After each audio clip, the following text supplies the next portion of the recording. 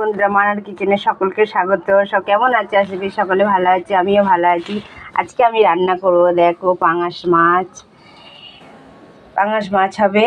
এটা একটু অন্যরকমভাবে রান্না হবে। এটা মাছ তোমরা দেখতেই পাচ্ছ, পাঙাশ মাছ। এটা কেটে ধুয়ে নুন দিয়ে মাখিয়ে রেখেছি, হলুদ দিইনি কো। আর এখানে আছে লবণ, হলুদ। এটা হচ্ছে গোটা গরম মশলা, গোলমরিচ বাটা, এটা শুকনো লঙ্কা, তেজপাতা, এটা টমেটো, ধনে পাতা, এটা হচ্ছে আদা বাটা, রসুন বাটা, এটা পেঁয়াজ কুচি, লঙ্কা কুচি। আমি গ্যাসে কড়াই বসিয়ে দিয়েছি। কড়াই গরম হতে একটু সময় লাগবে, কেন কড়াইটা একটু মোটা আছে, ওই জন্য বসিয়ে দিয়েছি। কড়াই গরম হয়ে গেছে, এবারে তেল দিয়ে দেবো।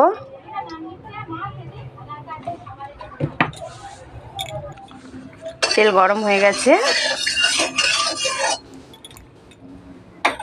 এবারে মাছগুলো দিয়ে দেবো। এই মাছগুলো কিন্তু খুব ফোটে, একটু দূর থেকেই দেবো, এত ফুটবে না চারিদিকে। ছালগুলো আমি ঘষে ঘষেই তুলেছি, তাও একটু ফুটবে। দেখো ফুটছে, আর এটা কম তেলেই হয়ে যায়, বেশি তেল লাগে না এই মাছে। আমি চর্বি তো ওই তেলে, এই মাছের চর্বি আছে বেশি, ওই জন্য তেলটা কম লাগে। দেখেছো কত তেল বেরিয়েছে? এই মাছটা এরকমই, অল্প তেল দিলে হবে কি, অনেক তেল বেরোয় মাছটা। যা ফুটেছে দিয়ালে আমার তেলগুলো ছিটকে ছিটে কেমন লেগে। আর একটু হবে ভাজা।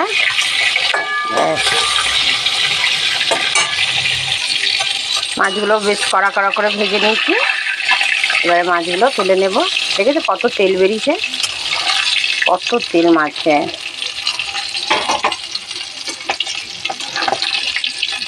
তেলগুলো একটু ঝেড়ে নিই, নাহলে খুন্তিতে লেগে যাবে।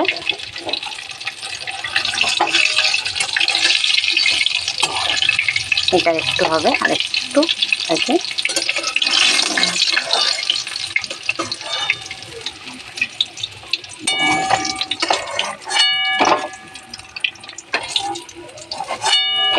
এই দেখো কত তেল মাছে, মাছগুলো ভাজা হয়ে গেছে। এবারে কিছুটা তেল আমি তুলে নেব, কেন এতটা তেল দেওয়াটা ঠিক না, অনেক তেল। এটা তেল কি, এটা মাছের চর্বির তেলটা, কিন্তু এটাতেই স্বাদটা লাগবে তরকারির।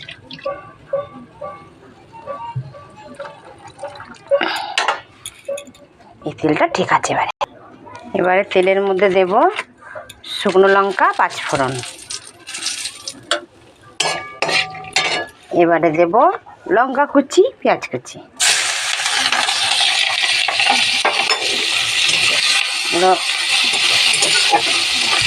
একটু লাল লাল করে ভাজা হয়ে যাবে, তারপরে টমেটো দেব।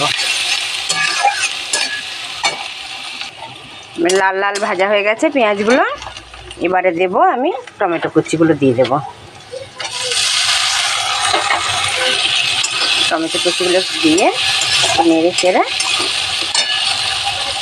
এবারে দেবো আমি রসুন বাটা, কেননা রসুনটা না দিলে প্রথমে রসুনটা গ্যাস ছাড়বে, যেন তেলের মধ্যে রসুনটা দিয়ে দিলাম।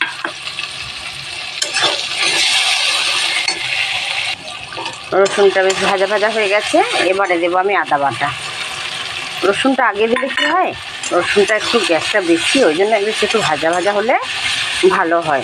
রসুনটা তেলে ভেজে নিলে ভালো লাগে, রসুনের গ্যাসটা থাকে না। এবারে দেব লবণ আর হলুদ।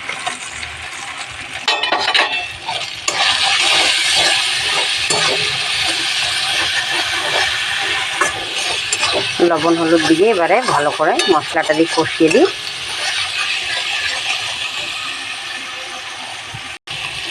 মশলাটা কষানো প্রায় হয়ে এসছে, এবারে দেব ধনে পাতা কুচিগুলো দিয়ে দেব।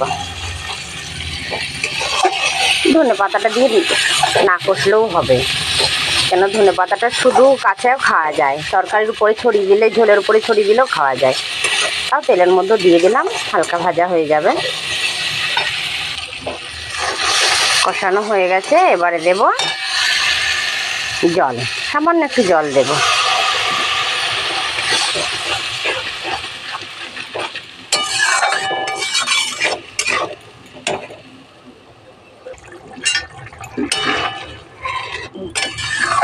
ঝোলটা ফুটে গেছে, অনেকক্ষণ থেকে ফুটছে।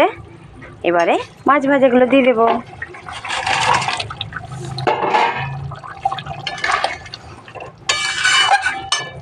এবারে দেব গরম মশলা আর গোলমরিচ বাটা ছিল, এগুলো দিয়ে দিলাম।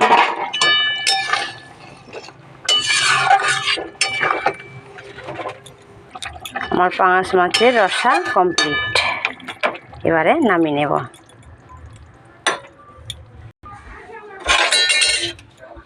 এবারে নামিয়ে নেব।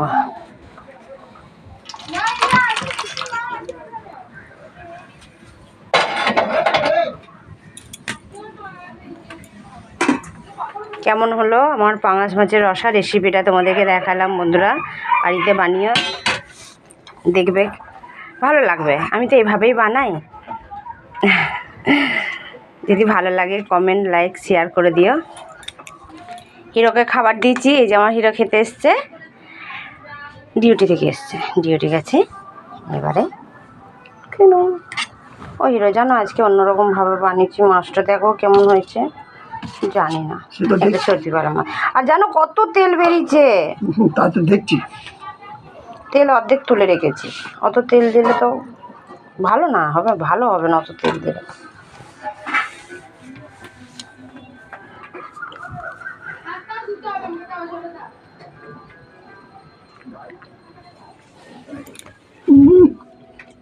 বাঁধাকপি, ফুলকপি, গাজর, খুব সুন্দর তরকারি রয়েছে। এটা কি মাছের রসা? পাঙাশ মাছের রসা। পাঙাশ মাছের রসা? একটু খেয়ে দেখি তো কেমন করেছ রান্নাটা।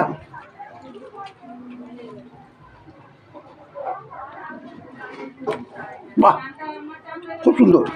ভালো হয়েছে। হ্যাঁ, খুব সুন্দর হয়েছে। বন্ধুরা রেসিপিটা বানাবে বাড়িতে।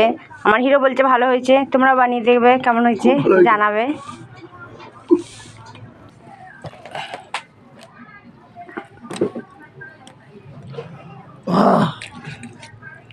কি আরাম, খুব দারুণ হয়েছে।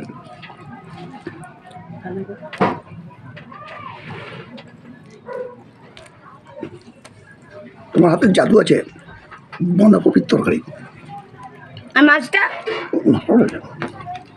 না, মাছ কম। আমার হিরো সব রান্নাই ভালো লাগে। মাছটা তো ভালো যা হয়, বাঁধাকপিটা তার থেকে ভালো। মানে কেন, বাঁধাকপি সত্যি, বাঁধাকপি কুমড়ো আলু দিয়ে তরকারি দারুণ লাগে।